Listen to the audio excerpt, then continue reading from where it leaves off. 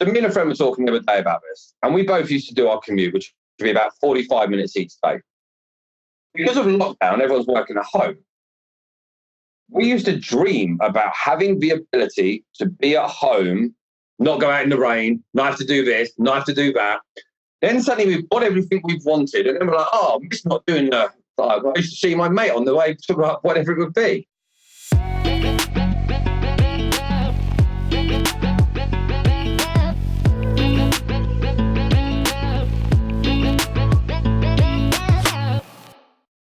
Hello and welcome to the Working From Home podcast with your host, me, Nelson Jordan. Today, I'm thrilled to be joined by David Angel, who's a sales coach, better known as the Sales Angel. David, thank you so much for joining us. Thank you very much for having me. Looking forward to this. Oh, me too. Me too. I think one of the things that I've been looking forward to the most is, as a freelancer, I do the job that I do, which is conversion copywriting and digital marketing, because I'm very, very good at that role, the actual doing of the work. What I'm not so good at, and what other people kind of in my position as well are not necessarily experts in, is sales, is bringing those clients on. They're very, very good at performing the work. And today, why I'm so happy to get you on is to give people those tips and kind of strategies that they can employ to get better at sales. I'm looking forward to it. I think it's true. We were just talking offline about it a minute ago, and I think it's so accurate that, especially as a freelancer, if you're doing stuff that you love, but you're never going to be an expert in everything out there. And I think one of the big problems with people now dealing with coaches is a lot of coaches are coaches for everything, which amazes me. They're a sales coach, a hype coach, a this coach, a that coach, a copywriter. And I'm like, no, you want to have an expert in your field. And this is why the podcast really is such a great feature, because if you are now sat listening to this and you're at home and you sat at your desk looking at it, hopefully we can resonate a few things on there that can help or give a few pointers. Perfect. Well, what I think the listeners would like to know is kind of what qualifies you to talk about this. Could you tell me kind of how you started in sales and your kind of story? Well, where to start? So I think with a lot of things with sales, I'm 40 now, which scares the life out of me. And I've been doing sales for over 20 years. Now, I fell into sales and I wasn't the best at sales. It was something which was learned. And the reason I bring that up is if I can do sales and I can learn how to do the sales after suffering anxiety, depression, and all the other stuff, things that are limiting behaviors, then anyone can do it. I mean, literally anyone. It is very much a practice and learned skill. If you wanted to become a professional footballer and your goal is to play at Man City, I believe a certain amount of that is born genetics and skill, and you need to be on the ball from a young age with this. I wasn't the kid doing lemonade stands or any of that stuff. So I went through school, wasn't the best behaved. And not for any other, I wasn't necessarily naughty. It was more the fact I just didn't have my attention at school. So coming out of school, that was 96 time. Being a chef was cool. I become a chef. Got onto Master Chef, done really well. Got to quite a high standard. Run my first restaurant at 18. But the problem with doing catering was that you're doing crazy hours. I mean, 100-hour weeks every week. You're never getting Christmas off. You never have a New Year. When your friends are... So it got to a stage I just fell out of love with it. So suddenly, I'm 20 years old, 22 years old, no real qualifications, a huge amount of experience for cooking food, but don't want to do... I can run a restaurant, but don't want to do that. And someone said the famous line, "You've got the gift of the gab, go into sales." The idea of sales just confused me. I genuinely didn't get it. But I thought, what else am I going to do? So if you've got limiting options, you go with an option. I was never someone who wasn't going to work. One of my first jobs was doing door-to-door sales, which if anyone's ever done sales, go and do it for a day. It is hard. I mean, baptism of fire is an understatement. I've been chased by German shepherds, chased by chavs, being accused of being a Jehovah's Witness, like just crazy stuff that you get. But it builds this resilience, which I think when we're talking about the home learning side, anyone in sales, we see the people that have that, and if you don't have it, you look at it with envy, and if you do have it, you don't realise you have it, because it's like pain. If you've got a high threshold of pain, you only know the pain threshold you've got. You don't really know if you've got a high one. So I was all right. I was quite happy and resilient, but I wasn't great. And then I was looking at other people who were getting 5 deals when I was getting 2. And I'm like, I'm working hard. I'm doing the hours. I'm knocking the doors. I'm happy. I'm enthusiastic. It made me realize that working hard wasn't it. Working hard helps. And especially if you don't have a network and stuff, working hard helps. But if I was working as hard as everyone else, and I was happy and I was smart and I was polite, clearly was other things in there. So then I just grabbed the guys who were the best. I'm like, listen, we were commission based. So you just didn't really have any rules. I'm coming with you. Like, whether you want me there, I need to pick this person's brain, because I think the definition of madness is doing the same thing over and over, expecting different results. If I know I'm hitting 2, someone else is getting 5s, in a week he's getting what I'm getting in a month, pretty much. So it's worth taking a day to follow this guy. And you suddenly realise he was just talking. Nothing crazy, wasn't hypnotising them with a little clock. And I talked to him about it after. I'm like, but you were saying the same. He said, no, we're doing the same effort, action, but what I'm saying is different. The questions I ask, the way I'm talking to people, be interested in taking in them. So you suddenly realise, and it was like he took his glasses off and put them on my head. From that point on, I was a student, and a happy student with it, because suddenly learning meant more money. Which, if you're going to be in a sales job, money doesn't change the world. A lack of it definitely doesn't help. So I progressed, and I progressed, and I progressed, and I went through. I've done business to business, business to consumer, outbound, inbound, and pretty much always progressing. The good thing with sales is you can progress in a role without progressing in stature. You don't need to become a manager to become better. You can go from earning 30 grand a year to 50. Just by moving industries and taking more what you do, or selling in a different way, or upselling. So this progressed.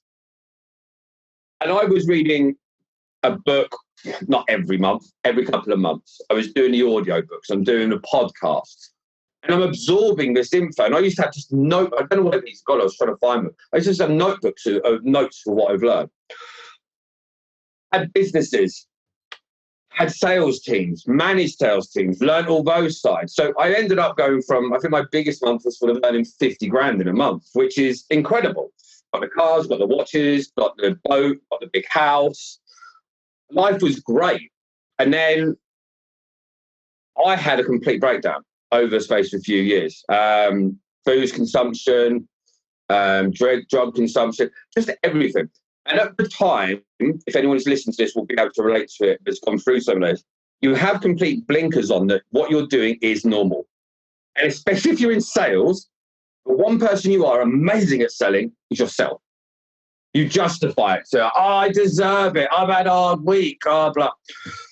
And I didn't see the spiral was as bad as it was until it was too late. By that point, businesses have collapsed. I'm a drug addict. Wasn't sleeping for 3 days, boozing, lost everything. So I've gone from the extreme of having the big white Range Rover, the watches, the holidays, the big house, the boat, to literally sleeping in my car. It wasn't even my car, it was a hire car. And then from there, you're not even at ground level. You're sub ground level. Stop drinking, shut down a bit, just stop. But then you're left with the carcass of the life. So you've got to come through that. If anyone's ever lost anything in their life, it leaves a hole. And mine was my own fault, but it still leaves a hole all the same. And Jesus, this sound. The only thing I was really good at was sales and cooking. I didn't want to go back to being a chef or sales.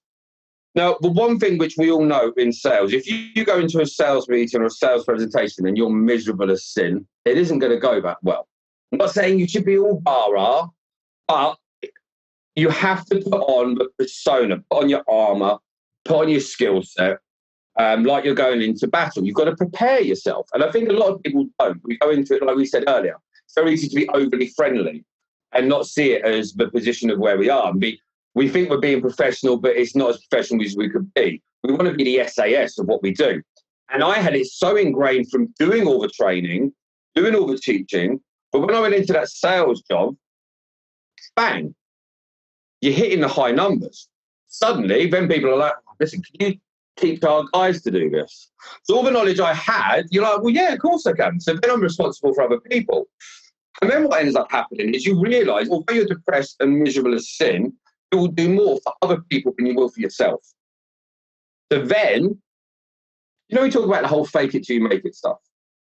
I'm not a big believer in faking your life. But if you're miserable as hell and you act happy, it rubs off sometimes. Like sometimes you can shake it. Sometimes you can just be depressed inside, right? But a lot of the time, if you're having a bad day and you can shake it off and laugh enough times, the laughter is real. And that pulled me out of it. And then zoom forward, years go by, and coaching just kept going. So I've literally seen the highs, the lows, the in-betweens, the good, the bad, the celebrations. The celebrations were massive. The lows were really low. And I think this is one of the things which a lot of people, I'm chalk and cheese, people love the story, hate the story. And I'm cool if people don't like the story. I get it. A lot of people can't get their head around how you can do all of that and lose it all. Other people get it. I don't think we need to talk to everyone in the world or get everyone in the world to like us. We need to find the people that resonate with us and bring that positive impact to them. And then that's really where it came, what sort of continued from there. Find the people that resonate with who I am and see that actually my downfalls and my blessings can really cut down their learning time.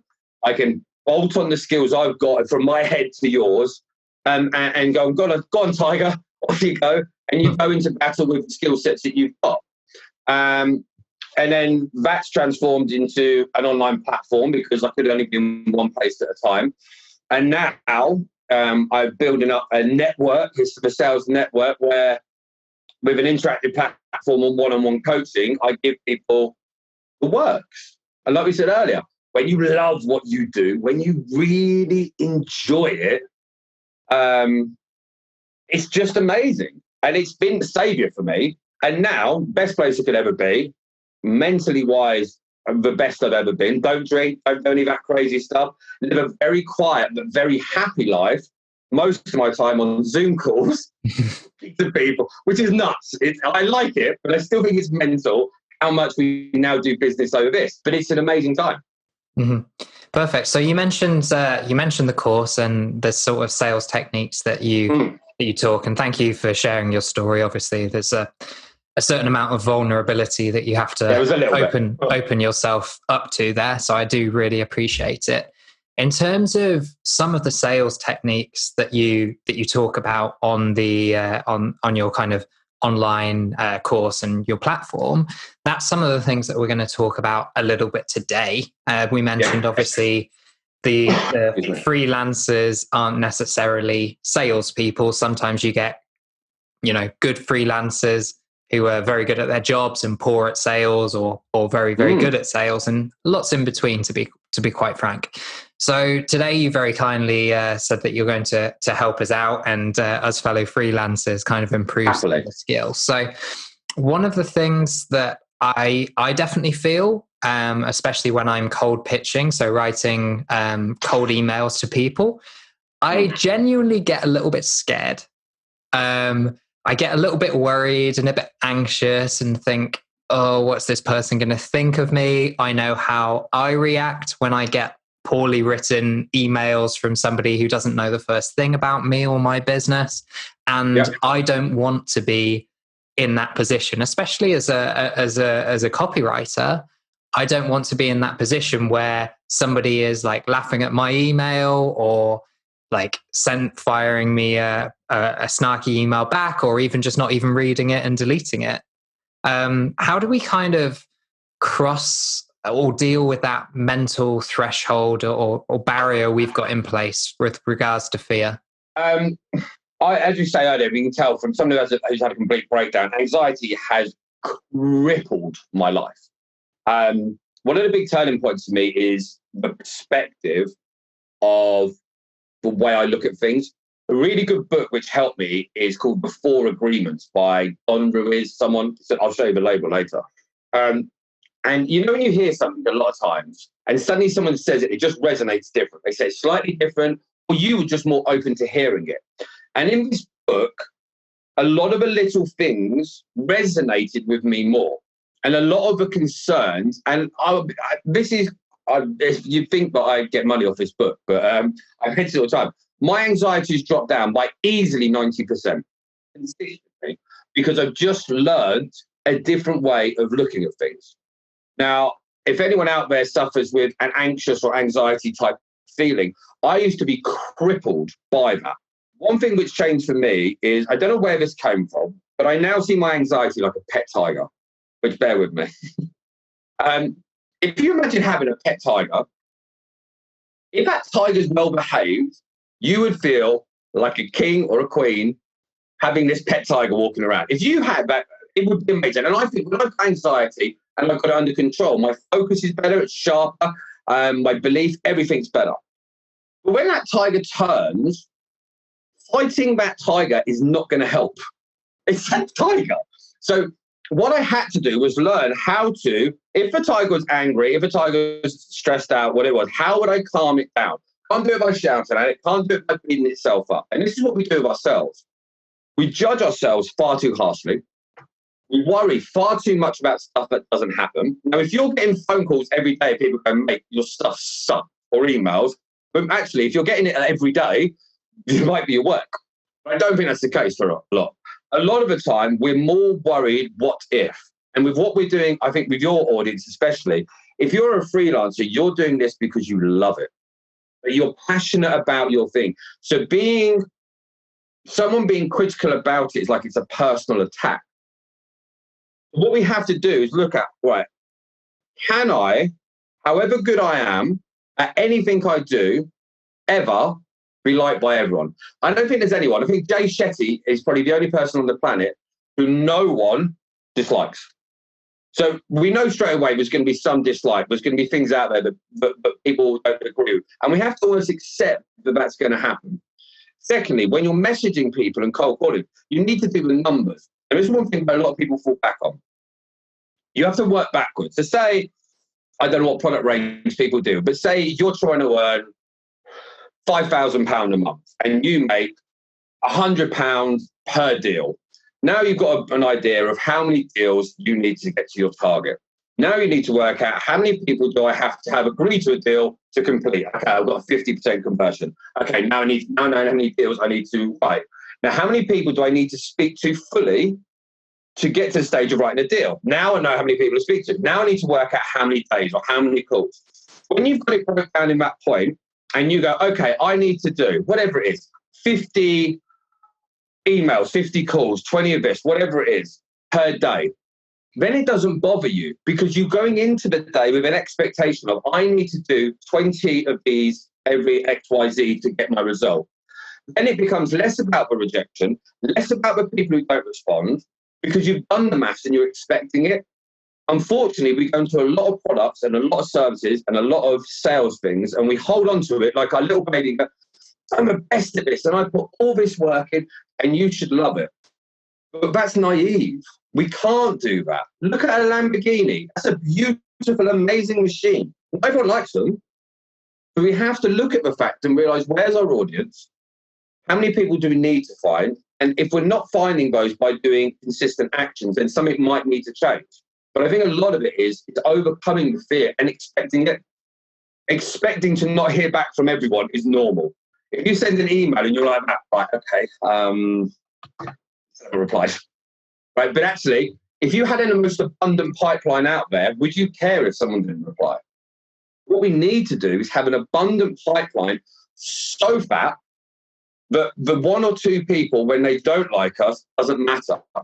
If we're casting our net really shallow, we are only going to be able to catch a very small fish, which isn't going to feed us. If we cast it too wide, we're going to get a watered down version with massive holes that won't catch anything.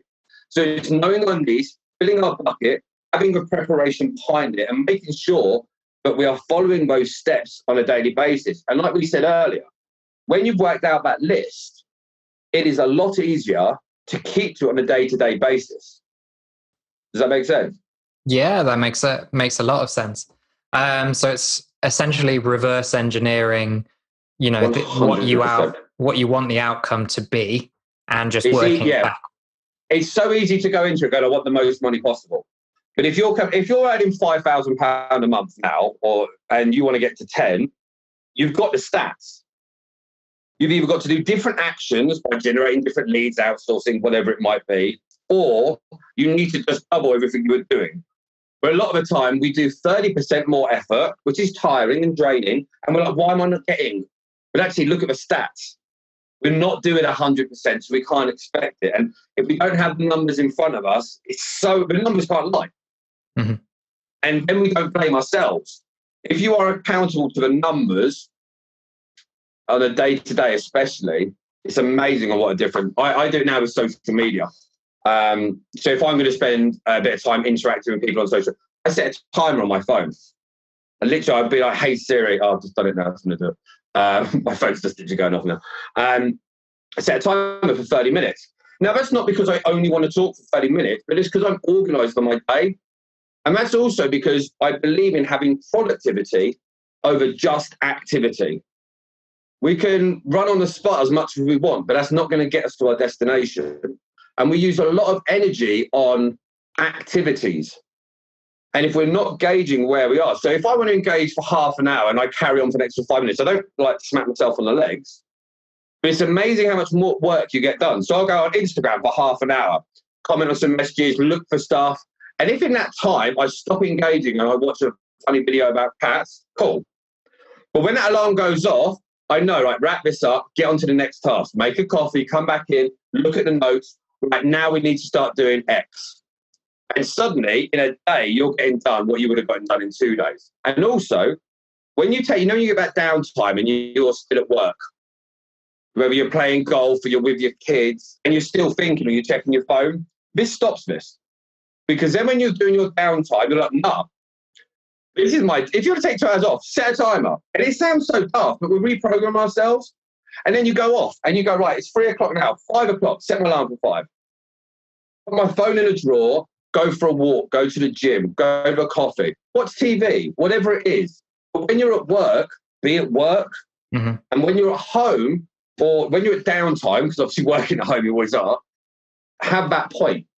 I think this is part of the issue, and I was talking about it with a friend of mine, actually Rob Jones, who was the very first guest on this podcast. He found that when he started working from home, that one of the things that was toughest for him is he used to have this commute time, this yes. travel time at the beginning and end of his day that kind of bookended when he was supposed to be working and when he wasn't, when he was supposed to be at home with his family, not working. I think when you're a freelancer and you work from home because you own your own business, for example, that gets increasingly tougher. You don't have these barriers, this getting in the car or getting on the bus or anything like that to signal this is a change of environment. You need to be doing different things now. 100%. Is there any kind of way that you've learnt to deal with that, especially during coronavirus? Yeah. So I've got 2 kids, 9 and 6, boy and a girl. When I had lost everything, I had to sit them down and tell them, your dad's messed up. And I have a very clear relationship with my kids.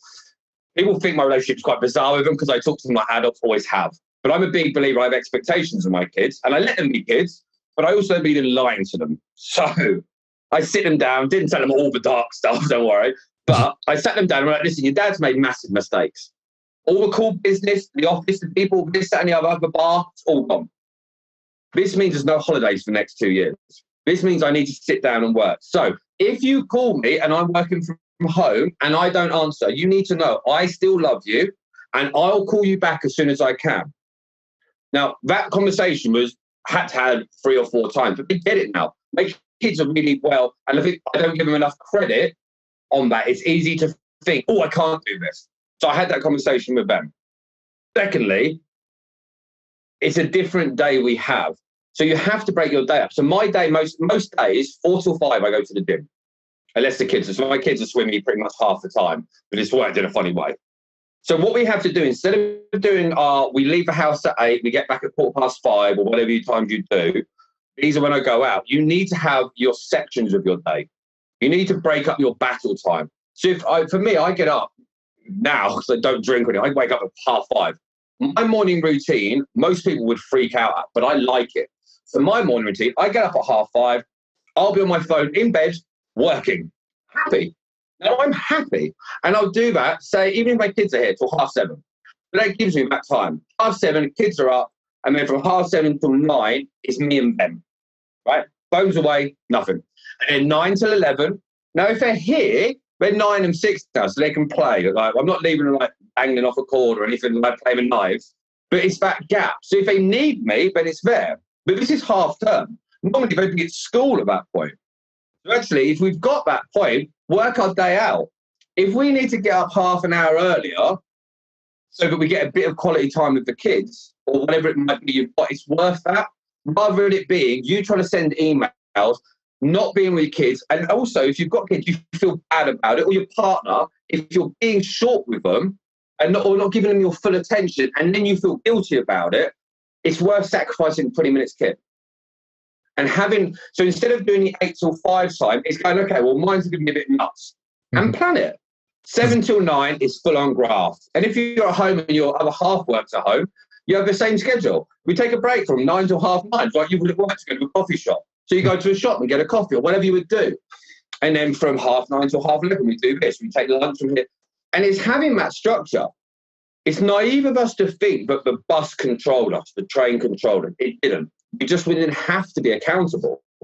And if we can get that accountability right, we become so much more powerful because it becomes a lifestyle choice. And you will be so much more passionate. Like, I don't begrudge waking up at 5:30 because I didn't begrudge setting. I chose that time.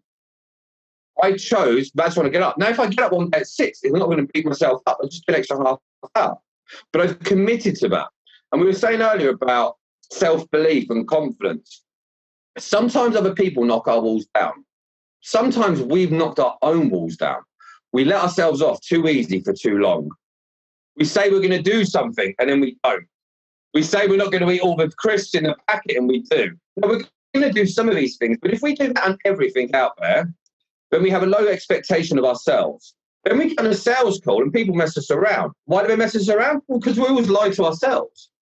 And if we always spend a lot of our time not sticking to what we say, it's easy for me to say about the kids. If I say to the kids, we're going to go to the park today, and I don't take them, if I do that every week, what my kids can be like after a year, they'll doubt me.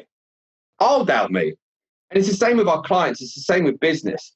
The higher expectation we have of ourselves and accountability, the more we will take off other people. You know those get out of clause things we do when someone says, do you want to meet up tonight? You're like, yeah. And you get off the phone knowing darn well you're not going to go. And you're like, and you have the best intention. I'll call them back later. And I wanted to say it because John's a good guy. I didn't want to let him down. But also, so we've got good reasons. But if we had just said to him on that call, listen, I know you've got a lot going on. Let's have a quick chat now. But I don't want to go tonight. And be honest, I genuinely just don't. I'm so chilled out. I don't want to see anyone. Because otherwise what happens is when you're on a phone call later on and someone says to you, yeah, I'm definitely going to do that. That's great. We're like, okay, good. The very same thing we do. And then we're like, well, why didn't he do it? Well, that's the same as you do to John. If you're impeccable with your word, you won't have a problem saying to a person, okay, great, and then asking more questions. Because that's what your expectation is of you.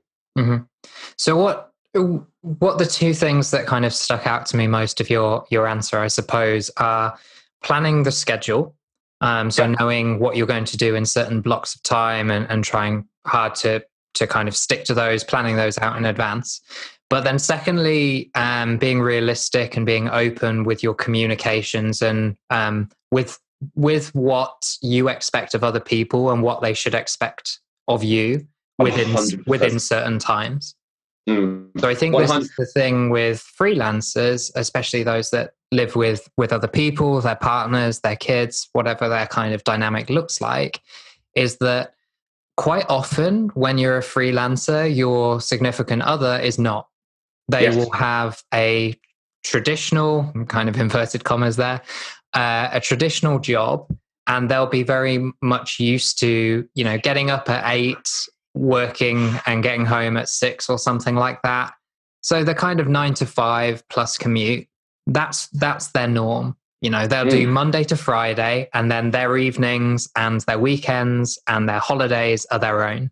Now, I've seen a ton of stuff on how freelancers can be living on a beach somewhere, answering and running their business from the phone and barely working. I mean, some people get there, if that's their goal, after many, many years of behind the scenes hard graft. But for 99.9% of us, it's not going to happen. And lots of us don't want that to happen anyway. But your spouses don't necessarily understand why you're working 6-7 days a week, what you're trying to achieve, why you're working in the evenings, why you're like, for me, a lot of my calls happen to be in the evenings because the majority of my client base are based in America. Unfortunately, I'm working at the moment with lots of Australians as well, so my time zones are a little bit out of whack right now. But for them, that's not necessarily normal.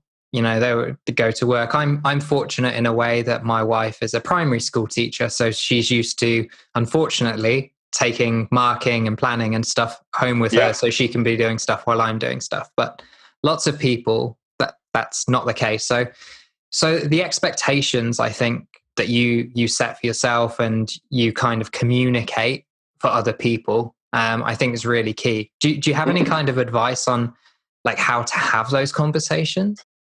It starts with them, I think. When I did it with the kids, my conversation, I said, I'm single, so I don't have the example with a partner. But with the kids, I sat them down and started with, listen, I love you.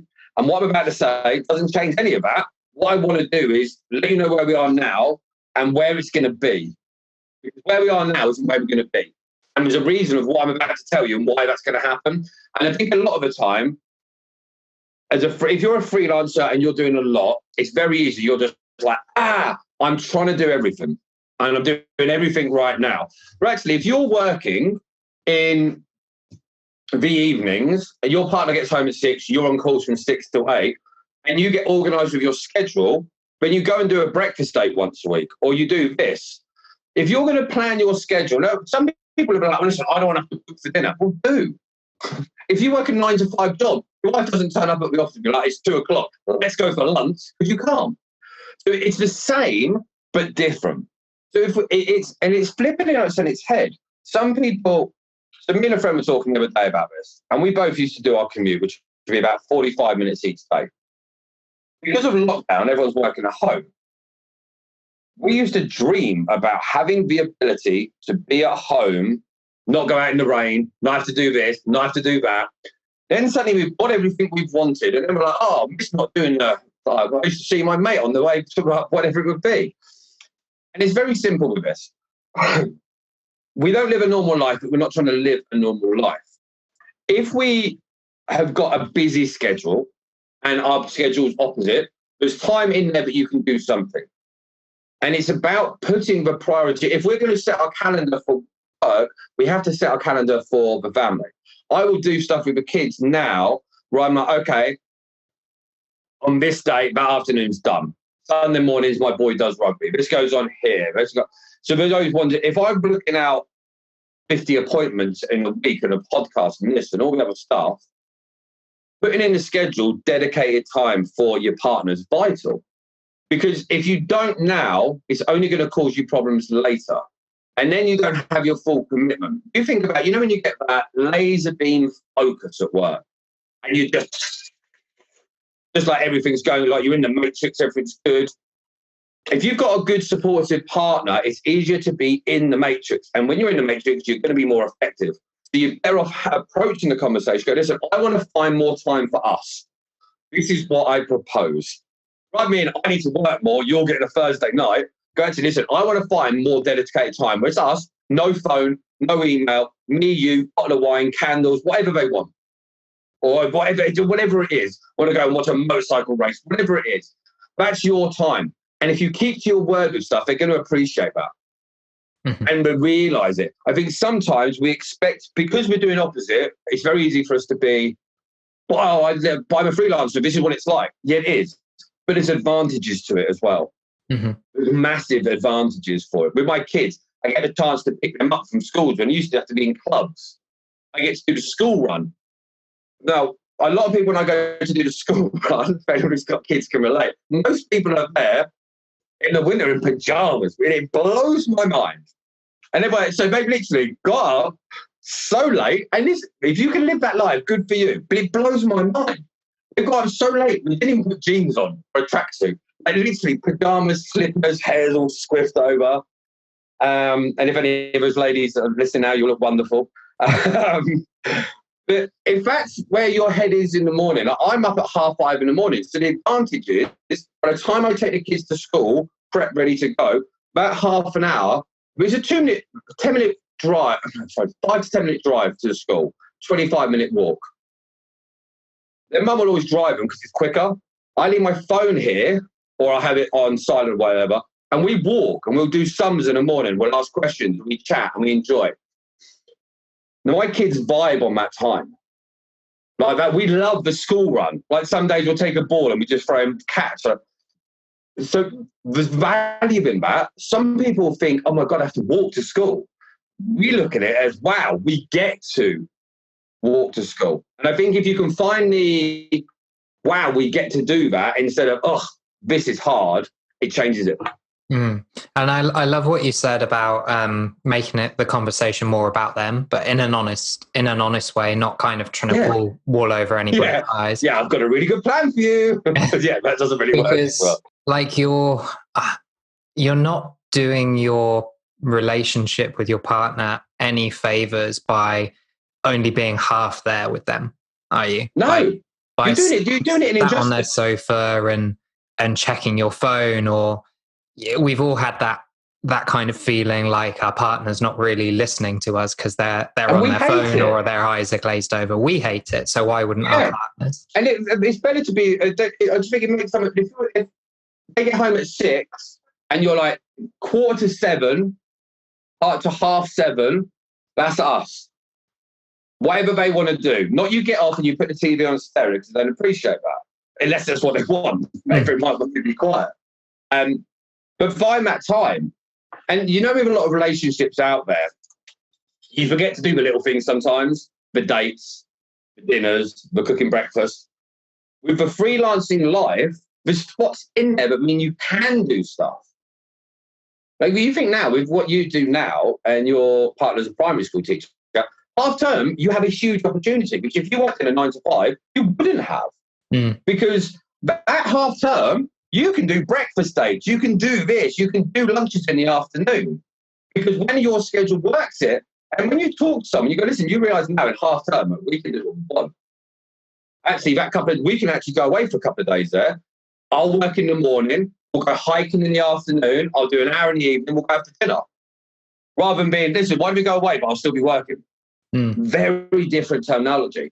And the results are different. So like you see, then you're in the moment. And freelancing is great because we have it, but sometimes we carry the same axe we used to chop down a tree as a burden because we've got to carry it. Actually, that's what it's pretty hard to use if we haven't got it. Sure.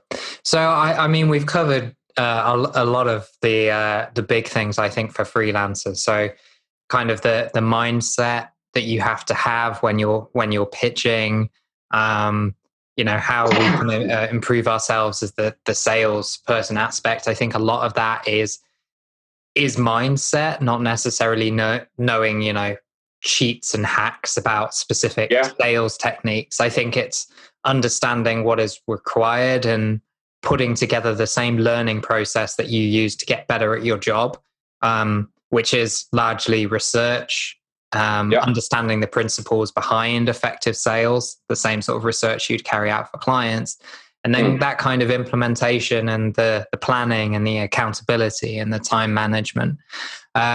So tell me these days, what's kind of the online course looking like at the moment? So the platform, it's all been put onto an interactive platform. So it has been built up. So imagine taking imagine all the stuff you know with copywriting, and we take it and literally press a button and it goes from where your head is now into separate videos on the platform. So anyone wants to copyright, they log on and it's all just laid out nicely and organized. That's what's happened with my brain. Mm-hmm. So there's 390, 400 videos that range from 2 minutes to 15 minutes long, all laid out into categories. So for people that are new and don't know the basics on customer service or mindset or phone sales or face-to-face sales or meetings or objection handling or questions or ups, it's all laid out. But then that means on your phone, which is, come on, the greatest tool in the world, wherever you are and whatever you've got, if you are doing a commute to a face-to-face meeting, you can literally hit play and watch something for that. But big believer, what we learn today will do today. If you wake up in a bad mood some days, it's hard to think of the clear thoughts. If you learn something today, say if you're going to be doing a load of cold calling, and you go on there and you go through and watch a few videos, it's like that rah-rah meeting before you get to the football team go out. They know how to play football. The coach isn't saying, the coach isn't even better than the football. He's like, right, you're doing this, you're going to do that because it's fresh in the mind. So the platform's there to act as a tool to be able to do that. Now, the clever thing is, as we all know, it's very easy to be on a course and pay no attention. What's clever with this is interactive. So a video will come, you can watch 5 videos and nothing will come up. But then a question will come up about the video. And if you don't know the answer, you can't continue. So it makes you pay attention. Now, this works great because if you watch a 10-minute video and you get the questions wrong and you have to watch it again, you get annoyed with me. Listen, 100%. But do you know what happens next time you watch a video? You pay more attention, which means you absorb it, which means you get the knowledge which you want. This isn't a course that people get made to do. It's there to help give people the skills they want. Mm-hmm. So that's the main platforms just worked in that way, but you've got everything that you need. And especially with the coaching I do, like I said earlier to you before we jumped on, I do one-on-one coaching. But the great thing about this is it fits around your life. So, for example, if you've got a plan where 5 till 6 every day you'd have dinner with your kids, or someone else has got one from 3 till 4, I do X, Y, I'll go to the gym. It wouldn't always be convenient to be on a call or a Zoom call with me or in a team one. So this means you can fit it around your life. Now, this is the interesting thing. What really messes people up with this is there's no excuse.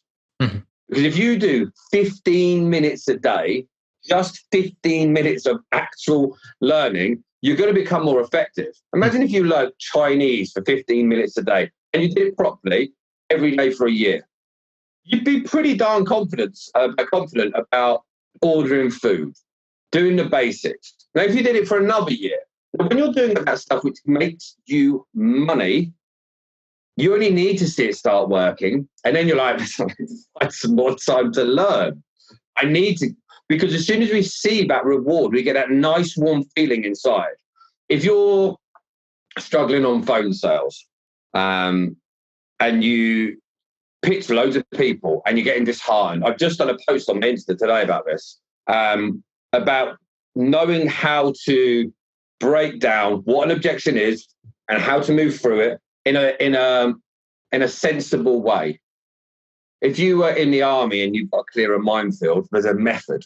You don't just go, throw a load of stones and see what blows up. Well, just run, it'll be fine. Like it doesn't work as well.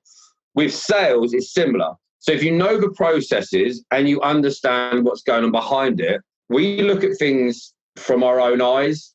Like you said earlier, you get the fear about what if I don't like this? And I know I've had that happen to me. This takes away that and we go, okay, well, actually, if someone says to you they're not interested, what are they actually saying? Now, if they're not interested, that's because you didn't pre-qualify them. You're cold calling random people. Now, if you know, for example, say if you're a lead that's come to me, you've clicked on an ad, you've inquired about coaching and you've said, I want to go from where I am and I want to double my turnover, I want to do this and I want to learn. Now, if you turn around to me at that point and say you're not interested, there's a couple of things. One, you're not interested in me because you want to learn.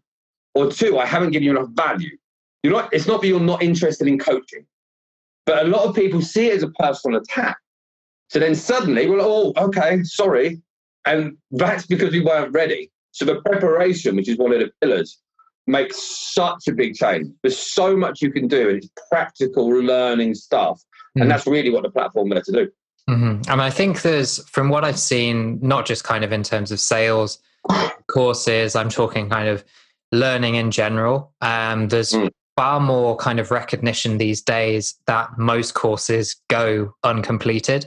Most courses people start and they're very like cheerful and engaged at the beginning, and then it quickly drops off, and most people kind of drop out, unfortunately, and don't take the learning. So I think this kind of bite-sized engagement focused approach should be really, really useful for people.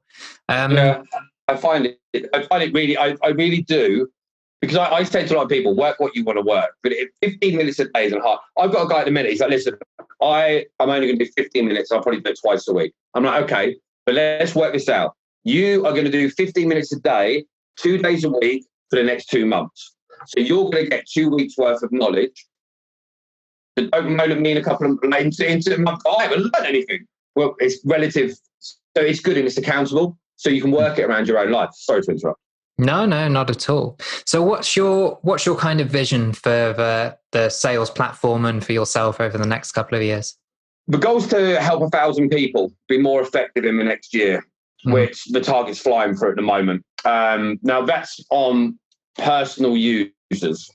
I also, because of the way it works, you can have individual users. So if you've got a company, say got 100 people, each person can be set up as an individual user and they can see who's trained on what. But that's not including that side. So that's the other side, is to then start going through onto using that side. So help 1,000 people be more effective. When the craziness finishes, I want to get into doing keynote speaking. Not because I think I'm awe-inspiring. I think there's a lot of great people out there. I just think, but one, I enjoy it selfishly. And two, it's good. I watch a lot of things online and go to events. And sometimes it's the small things I learn which stick the most. And I find it's a real, sounds soppy, but warming feeling is knowing you're making that positive impact. So I'm very much at that stage now. When my kids are getting older with stuff, I like the idea that leaving a legacy for what they can see, especially with it all being online now. If you start doing keynote speaking, doing events and all the stuff's online, that's always going to be there. And I think that type of imprint is a really nice thing to do. So yeah, the aim is 1,000 for this year, keynotes for next year, then I'll move up to 5,000 and leave a good impact. Fantastic. And well, thank you so much for joining us today, David. Really appreciate it. I know obviously you're known as the sales angel. I assume people can find you using kind of that handle on Instagram. Is there anywhere else people can go to find out more or even sign up for a sales coach? I think everyone now's on Insta pretty much. Just search for Sales Angel. On there, actually, if you go on, there's a free ebook. There's loads. I put content out daily. There's either a carousel on some type of lesson or videos. So you actually can get quite a lot of help without even paying for anything. I've set up a YouTube, but to be frank, I put like 5 videos. Everything that's on Insta is everywhere else. So Insta's fine. You can search the Sales Network group, which I've just started on Facebook. If you just search David Angel, and I've really embraced the Sales Angel being the surname. So there's a picture of me with a pair of angel wings behind it. So it's pretty easy to find. Bright orange logo. So David, whenever you're ready, if you could just give details and we'll kind of splice that into the main footage. Cool.